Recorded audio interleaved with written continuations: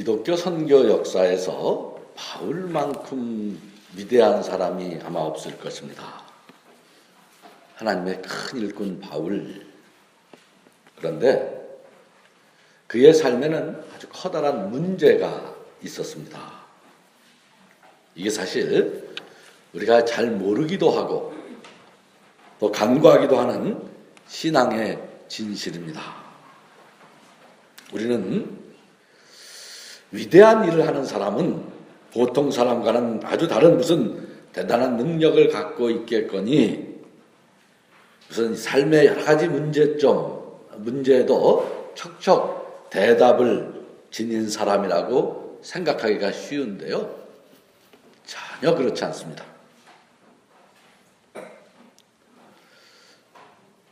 세상에서도 마찬가지입니다. 특별히 하나님 역사에서 위대한 인물일수록 문제가 많은 사람들입니다. 그래서 저는 아주 훌륭한 목사님이 되기가 애당초 틀렸어. 저는 본질적으로. 왜 그러냐면 우리 교회사를 빛낸 위대한 목사님들은 다 큰 병을 앓은 사람들이에요. 그렇죠? 한국 교회사를 빛낸 인물들도 폐병쟁이 아닌 사람들이 없어. 폐병 앓은 사람들이 근데 저는 태생적으로 건강한 체질이어서 훌륭한 목사 되기가 애당초 좀 한계가 있다 이런 생각을 해요. 문제가 없는 인간이 없지요. 사람은 다 문제투성이에요. 근데 이제 이런 우리가 바울의 삶을 보면서 깨달아야 하는 건 이런 거예요. 문제가 있다고 해서 어떤 삶이 어떤 문제를 지니고 있다고 해서 하나님의 역사가 이루어지지 않는 것은 아니라는 거예요.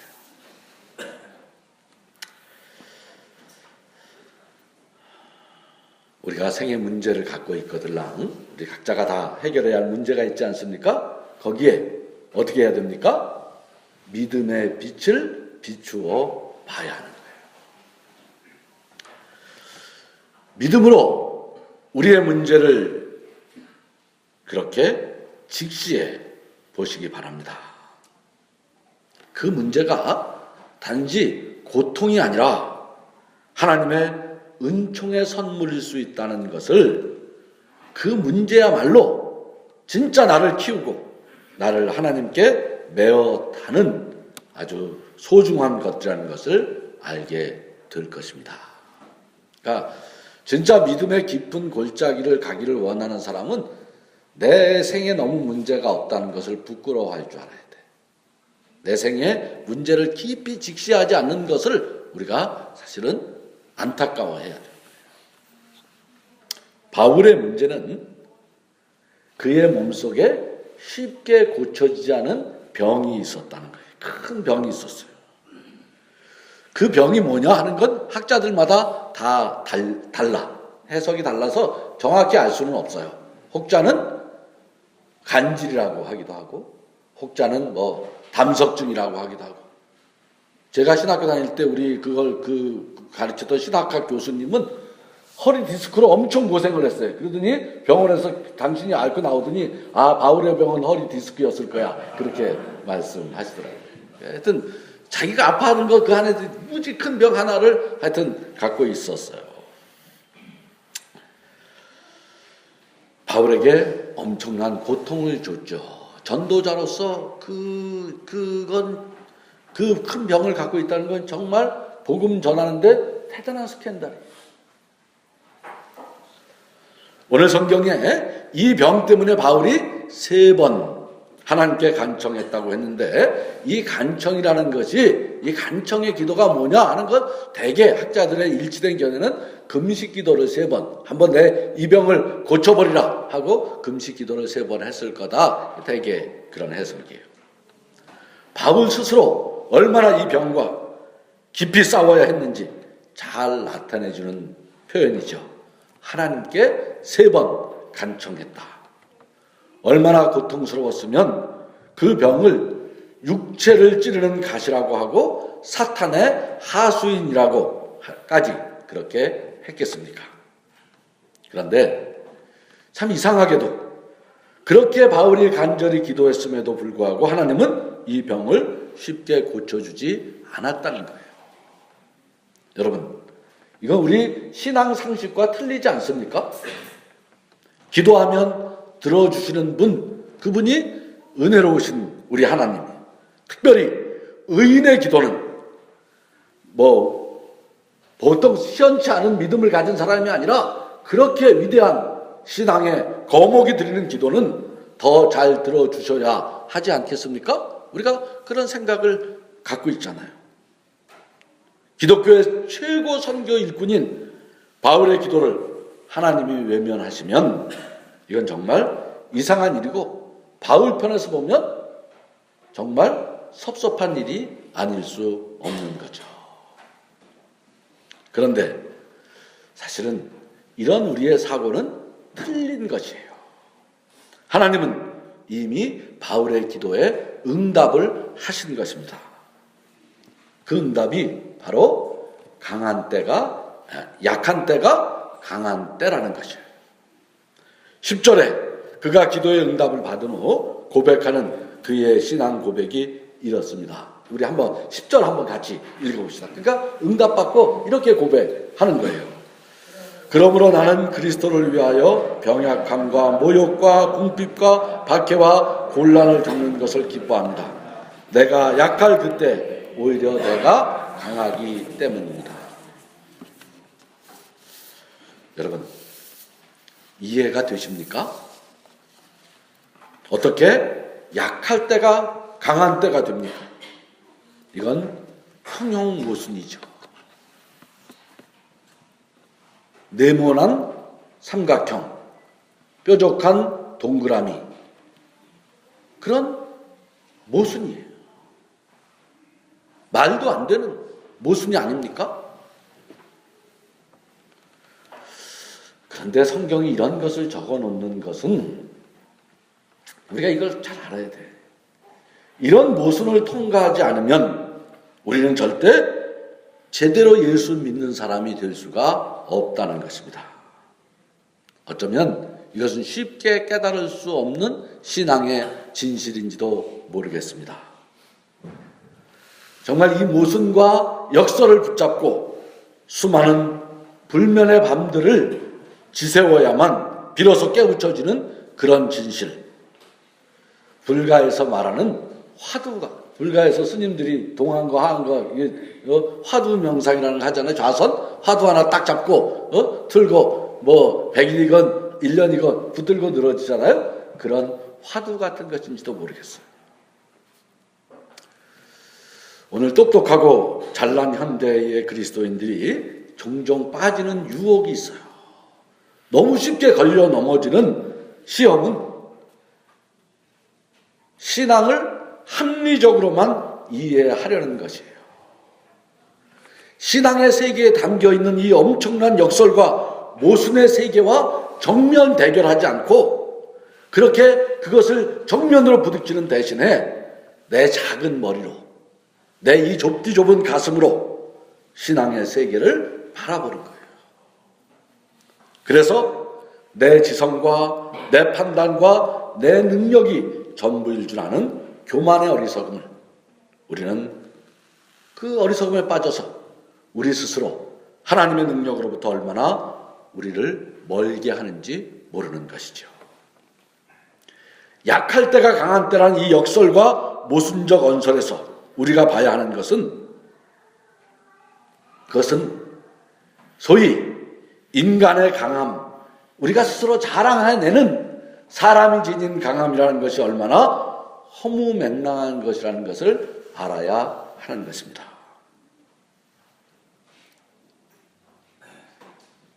사람은 원래 흙으로 빚어진 존재, 자연계에서 가장 연약한 존재였어요. 지난주 이렇게 이어서 연이어 우리가 초상을 치르지 않았습니까? 사람이 죽어가는 모습을 연이어 보면서 인간이 얼마나 연약한 존재인지 뼈저리게 다시 느껴요. 여러분 한번 생각해 보시죠.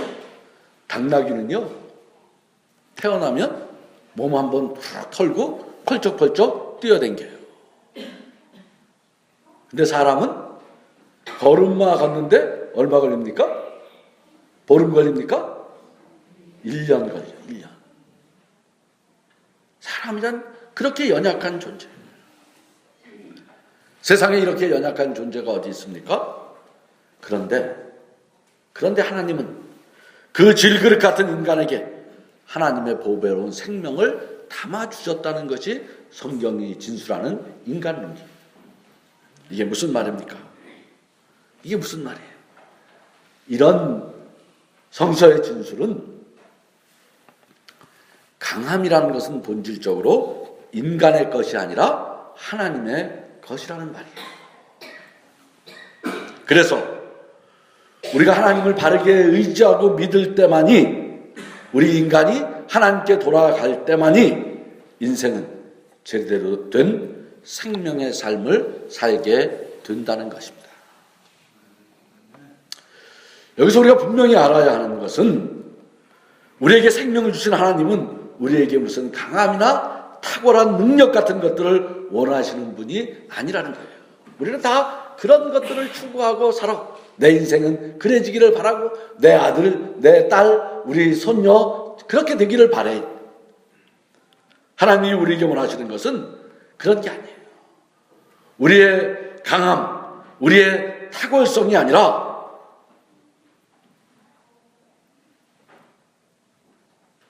진정한 능력자이신 하나님을 의뢰하고 믿고 따르기를 원하시는 것입니다.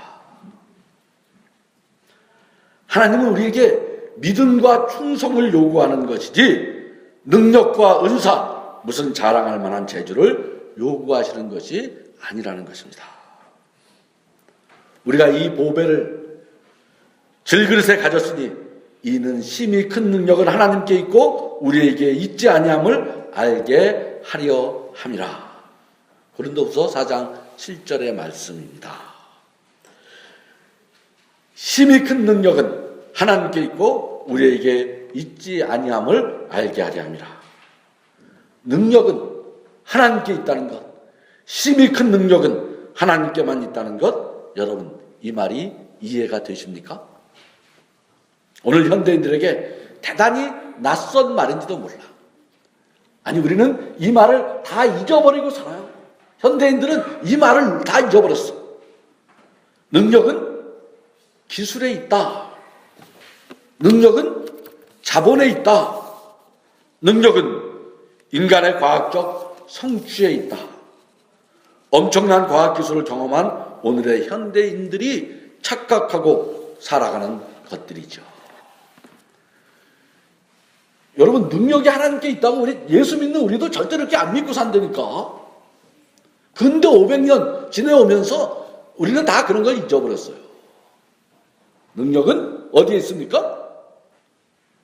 어디에 있어요? 모르는 척 하시네, 눈 감고. 돈에 있지, 돈에. 능력이.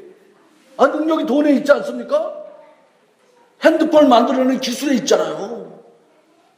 로켓 만들고 비행기 만드는 기술의 능력이 있지. 무슨 하나님의 능력이 있어. 하나님은 맨날 그 기술 발전 못하게 무슨 지구는 무슨 평평하다 그러고 무슨 3층 천이 있다 그러고 엉뚱한 소리 하다가 맨날 과학자들한테 깨졌잖아요. 지난 500년 동안. 그래서 그 찬란한 문명을 통해서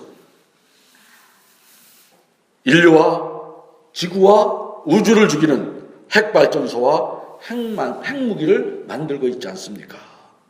그래서 그 인간의 지성을 가지고 이데올로기를 만들고 종교단체를 만들고 테러를 자행하고 죽음의 문화를 양산하고 있지 않습니까? 그게 인간이에요. 어제도 여러분 예멘에서 테러가 나서 140명이 죽고 300명이 다쳤다 그래요.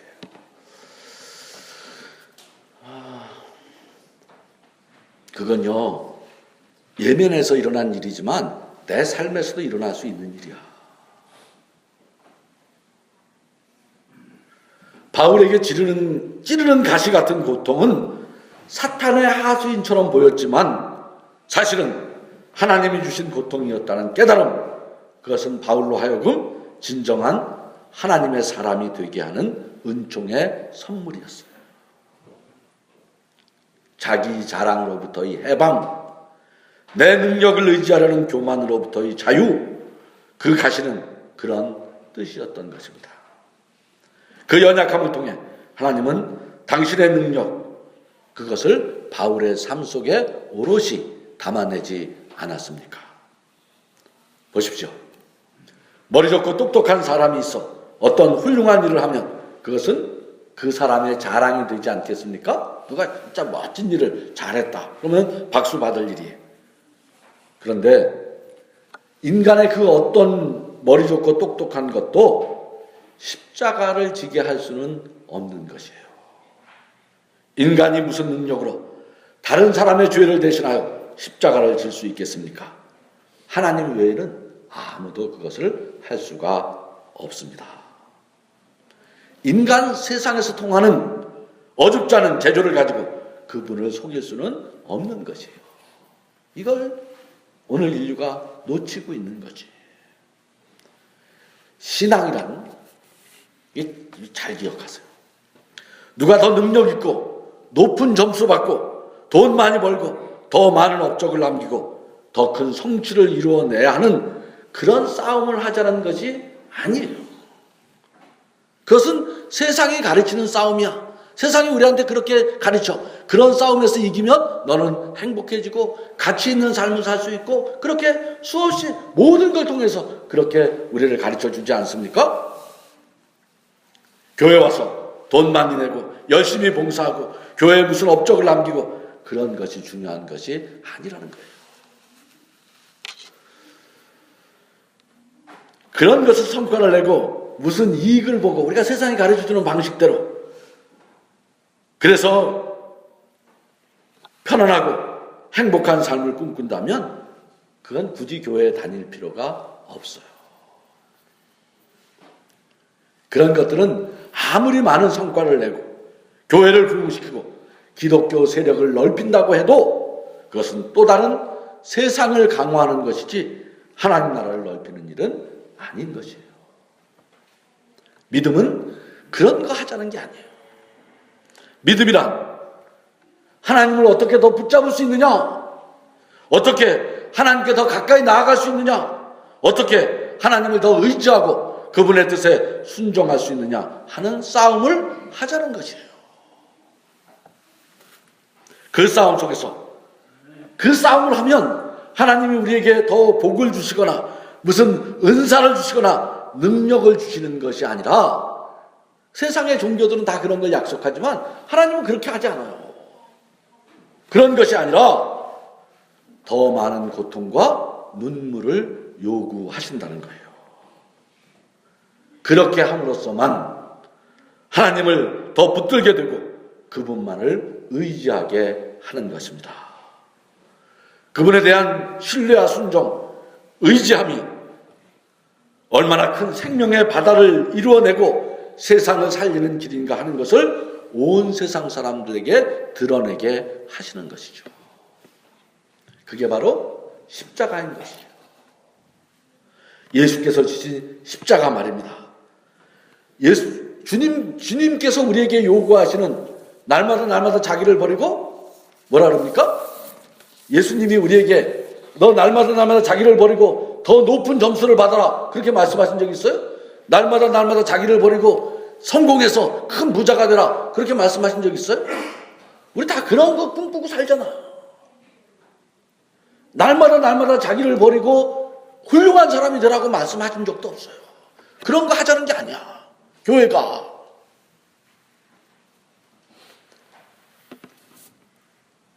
날마다 자기를 버리고 십자가를 지고 따르라 하신 그 십자가 말입니다. 찌르는 가시, 그것이 너를 죽여야만 내가 산다는 이 세상 속에서 전혀 감추어진 하나님의 방법이었던 거예요. 그것은 내가 죽고 너를 살리는 십자가의 능력을 바울에게 머물게 하는 하나님의 손길이었음을 깨닫게 된 다음 바울은 더 이상 그 문제를 가지고 기도하지 않았습니다. 왜냐하면 그 아픔과 고통이 그를 진정으로 강하게 하는 것을 알았기 때문입니다. 우리도 마찬가지예요. 우리도 그리스도 안에서 약한 자가 되어야 해요. 진정으로 우리가 자랑해야 하는 것은 우리가 세상에서 강하다고 하는 어떤 것, 돈이나 능력이나 실력이나 그런 것들이 아니라 하나님을 의지하고 순종하는 것이에요. 그래서 우리의 약함을 자랑할 수 있어야 돼요. 우리가 세상 속에서 환난을 당하고 어려움과 고통을 겪는 것은 내가 미련했거나 연약했기 때문이 아니라 하나님이 우리에게 그렇게 요구하시는 것들이에요. 그 고난을 통해 십자가를 지시고 앞서가신 그리스도의 방식을 깨달으라는 것이에요. 그래서 믿는 우리는 고난 속에서 우리가 약해졌을 때, 우리가 아프고 병들고 실패하고 넘어졌을 바로 그때, 우리가 약한 그때 곧 강한 자임을 기억하며 기뻐하는 삶을 사는 그런 새 삶의 주인공인 것입니다. 이것이야말로 하나님의 지혜와 하나님의 은총입니다. 고난이 우리를 덮을 때 마음껏 기뻐하며 하늘의 뜻을 이루어가는 자로서 하나님을 붙잡고 하나님의 뜻을 찾는 그런 믿음의 삶을 살아가는 우리 모두가 되기를 바랍니다. 누가 이 걸음을 막을 수 있겠습니까? 바울이 그렇게 말하지 않습니까? 누가 그리스도의 사랑에서 우리를 끊을 수 있겠습니까? 이것 붙잡을 수 있다면 슬퍼질 우리의 평생에 영원히 담겨내는 그 감격, 하늘이 주는 그 평화를 우리가 온전히 누려낼 수 있지 않겠습니까?